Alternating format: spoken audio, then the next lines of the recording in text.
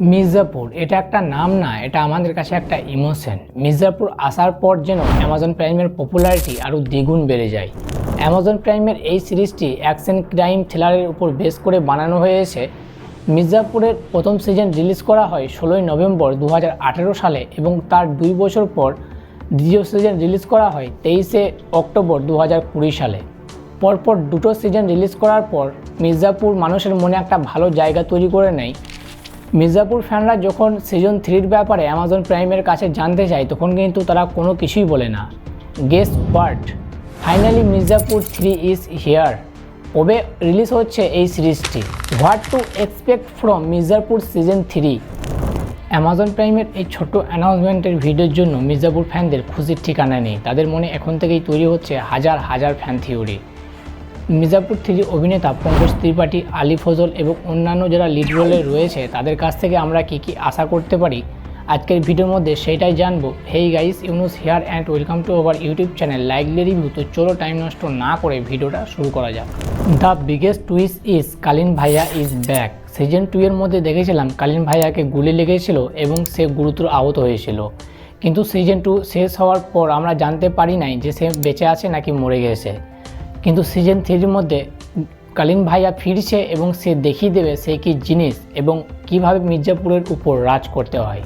আলী ফজল একে গুড্ডু ভাইয়া has promise that Mirzapur 1 এবং 2 এর মধ্যে যে মজাটা আমরা পেয়েছিলাম তার থেকেও বেশি মশলাদার হতে চলেছে মির্জাপুর সিজন 3। এবং তিনি আরও বলেন সিজন 3-র মধ্যে সিজন 1-এর কিছু টাচ থাকবে এবং সেটা সিজন 3-র মধ্যে তোমাদেরকে সবচাইতে বেশি ভালো লাগবে।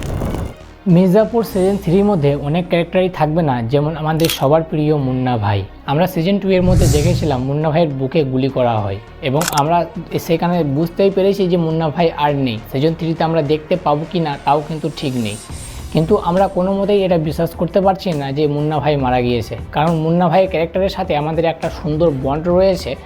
আই হোপ মুন্না ভাই ইজ ব্যাক। এছাড়াও মুন্না ভাই তো আগেই বলেছে মে অমর হুঁ। মুন্না ভাই বেঁচে আছে নাকি মারা গিয়েছে এই নিয়ে তোমরা যদি একটা ডেডিকেটেড ভিডিও চাও তাহলে আমি সেই ভিডিওটা বানিয়ে দিতে পারি এবং সেখানে আমি আলোচনা করব যে মুন্না ভাই এখন বেঁচে আছে নাকি মারা গিয়েছে।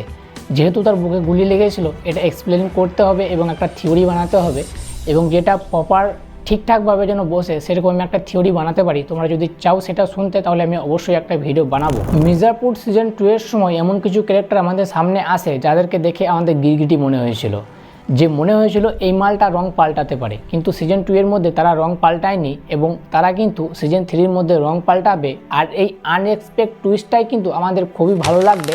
এবং তোমার যদি মনে হয় এই মালটা রং পাল্টাতে পারে তাহলে অবশ্যই সেই মানুষটির নাম কমেন্ট করে জানাবে।